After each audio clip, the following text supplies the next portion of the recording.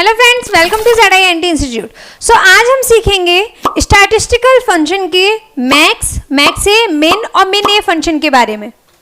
देखिए, आप लोग मैक्स और मिन के बारे में तो अच्छे से जानते ही हैं कि मैक्स क्या करता है, मैक्सिमम वैल्यू निकाल के देता है, और मिन क्या करता है, मिनिमम नंबर निकाल के देता है। जैसे हमने कोई वैल्यू लिखी हुई है, पूरे एक रो में नंबर्स लिख लिए और हमने बोला कि हमें इसमें से पूरे मैक्सिमम नंबर निकाल के दीजिए, तो इसके लिए हमें कौन सा फंक्शन यूज करना पड़ेगा, मैक्स। और अगर हमने बोला कि हमें चाहिए मिनिमम वैल्यू, तो हम क्या करेंगे, कौन से फंक्शन का यूज करेंगे, मिन फंक्शन का। लेकिन बात आती है मैक्स ए और मिन ए की। आखिर ये दोनों क्या है? अगर हमारे पास हालांकि काम भी इनका काम भी यही है, मैक्स ए का भी, कि ये हमें मैक्सिमम वैल्यू निकाल के देता है, और मिन ए का काम भी यही है कि मैक्सिमम वो मिनिमम वैल्यू निकाल के देता है। लेकिन हमारे पास जब मैक्स और मिन था तो हमने मैक्स ए और मिन ए का यूज क्यों किया? वो इसलिए क्योंकि मैक्स, देखिए हम डिटेल में करते हैं।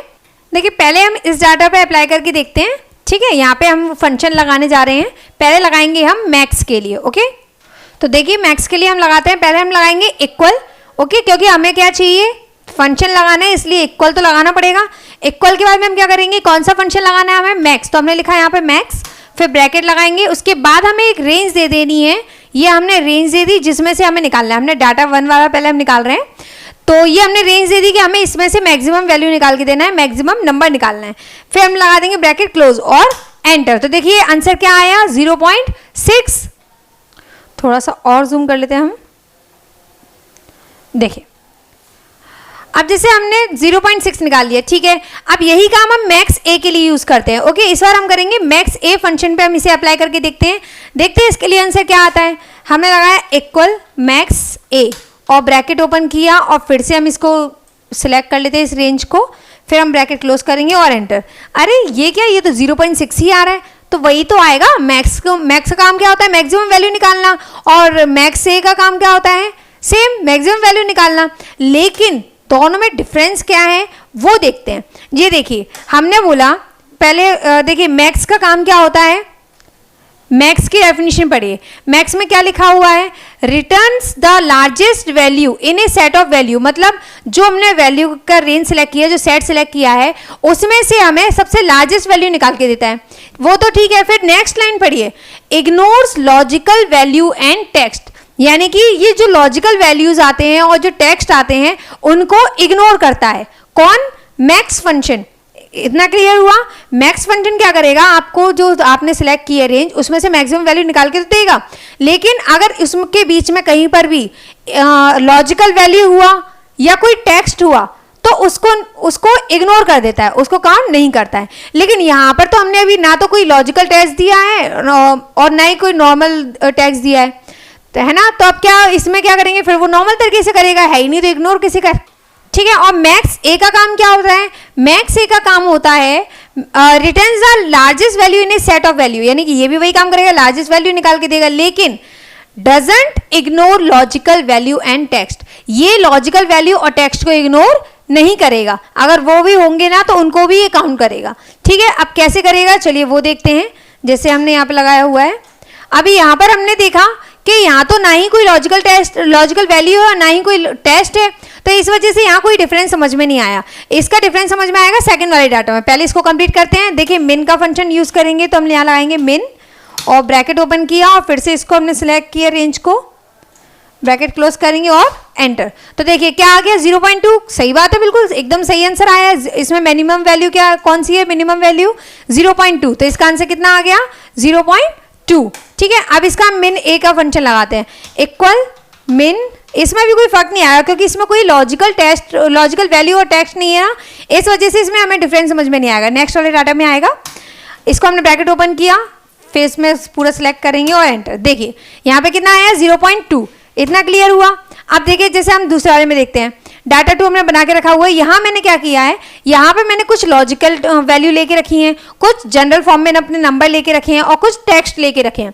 तो अब देखते हैं इनको काउंट करते हैं या नहीं। पहले मैं दिखा देती हूँ कि मैंने किस तरीके से लिया है। मैंने क्या किया है, मैंने यहाँ पर इन स्टूडेंट और स्टाफ इसका यूज करके एंड फंक्शन लगाया, वो भी इधर इन दोनों जगह पे मैंने क्या किया है, एंड फंक्शन का यूज किया है लॉजिकल वैल्यू लेने के लिए। ठीक है, अब कैसे किया है वो देख लेते हैं। मैंने यहाँ पे लगाया और फंक्शन, और इस जगह पे भी, अच्छा दोनों मैंने और ही लगाया था, हाँ मैंने यहाँ पे और फंक्शन का यूज़ करके इसमें लगाया है, और लिया और उसके बाद मैंने बोला कि अगर A13 टीचर है तो, और A13 है ना टीचर होना चाहिए और या फिर स्टूडेंट होना चाहिए, दोनों में से कोई एक होना चाहिए तो ट्रू आ जाएगा, और नहीं हुआ तो क्या आएगा फॉल्स। तो देखिए फर्स्ट वाले में इसमें क्या था, टीचर नहीं था तो क्या हुआ, स्टूडेंट तो था, इस वजह से इसमें आंसर क्या आ गया, ट्रू। और सेकंड वाले में देखिए यहाँ पर हमने बोला था टीचर और स्टूडेंट दोनों में से कोई एक होना चाहिए, पर आया क्या, स्टाफ, तो इसका मतलब क्या हो जाएगा, फॉल्स। तो इस तरह से मैंने लॉजिकल टेस्ट ले लिया, और कोई भी ले सकते हैं, बस ट्रू या फॉल्स आंसर आने के लिए बोला है मैंने, तो ताकि समझ में आए। तो इस तरह से मैंने लॉजिकल टेस्ट ले लिया है, और यहाँ पर एक नॉर्मल टेक्स्ट लिख लिया है जतिन, और यहाँ पे नंबर्स ले लिए। अब इसमें हम फंक्शन लगा के देखते हैं, पहले मैक्स के लिए। तो मैक्स के लिए हम फंक्शन लगाएंगे तो क्या आएगा, इसमें मैक्सिमम वैल्यू निकालेंगे। हमने लगाया इक्वल मैक्स, ब्रैकेट ओपन किया, उसके बाद में हम इस रेंज को सिलेक्ट कर लेते हैं, फिर ब्रैकेट क्लोज करेंगे। तो आंसर क्या आएगा, जो इसमें से सबसे हाईएस्ट वैल्यू कौन सी है, देखें एंटर किया तो देखिए क्या है 0.4, एकदम सही आंसर दिया है, क्योंकि मैक्स क्या करता है, इग्नोर्स लॉजिकल टेस्ट और वैल्यूज, मतलब इनको ignore logical values and text, इन दोनों को इग्नोर करता है ना, लॉजिकल वैल्यू और टेक्स्ट को। तो इसने इग्नोर कर दिया किस किस को, ट्रू और फॉल्स जो आया था, और ये जतिन, इन तीनों को इसने क्या कर दिया, इग्नोर कर दिया। और इन तीनों में से हमें फाइंड करके बताया कि कौन सा नंबर सबसे लार्जेस्ट है, तो 0.4 आ गया। ठीक है, अब मैक्स ए को देखें जरा, मैक्स ए में क्या करेगा, इक्वल MAX A, और याद रखिएगा मैक्स ए में वो लॉजिकल वैल्यू और टेक्स्ट को इग्नोर नहीं करेगा। ठीक है, इसको हमने पूरा रेंज को सिलेक्ट किया और ब्रैकेट क्लोज किया और एंटर।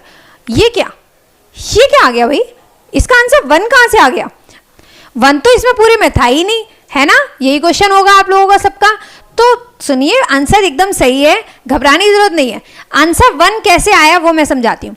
देखिए मैक्स ए फंक्शन लगाते समय या मिन ए फंक्शन लगाते समय ये क्या करते हैं, इसमें है ना ट्रू को जो लॉजिकल वैल्यू से सॉल्व करने पर जो ट्रू आंसर आता है उसकी वैल्यू मानी जाती है 1, और जो फॉल्स आता है उसको क्या माना जाता है 0, और जो हमारा टेक्स्ट होता है उसको भी हम 0 ही मानते हैं, यानी ट्रू को क्या मानेंगे 1 और फॉल्स को क्या मानेंगे 0, और टेक्स्ट होगा उसको भी हम 0 ही मानेंगे, और जो नंबर्स रहते हैं वो तो नंबर्स में ही रहेंगे। तो ये बताइए इन सब में बड़ा क्या हुआ, अभी ट्रू है ना, ट्रू सबसे बड़ा है, इसी वजह से इसका आंसर क्या आया 1, और अगर फॉल्स बड़ा होता तो 0 आता। आप ट्रू और फॉल्स में से बड़ा किसको मानेंगे, हम हमेशा ट्रू वाले को तो मानेंगे और टेक्स्ट को भी नहीं मानेंगे, ट्रू इसमें सबसे बड़ा हो गया, तो ट्रू की वैल्यू क्या होती है 1, इसी वजह से उसमें क्या आया आंसर 1 आंसर आया। समझ में आया या नहीं आया, एक बार और रिपीट करते हैं। देखिए मैक्स फंक्शन ने क्या किया था, मैक्स फंक्शन ने किया था कि उसने मैक्सिमम वैल्यू निकाल के तो दी, लेकिन जो लॉजिकल टेस्ट मैंने लगा रखे थे, यहाँ पे जो लॉजिकल टेस्ट मैंने लगाया है ट्रू और फॉल्स का, और टेक्स्ट जो मैंने जतिन लिखा हुआ है, इन तीनों को मैक्स फंक्शन ने क्या किया, इग्नोर कर दिया। लेकिन मैक्स ए ने इग्नोर नहीं किया, मैक्स ए ने तो उसे भी काउंट कर लिया।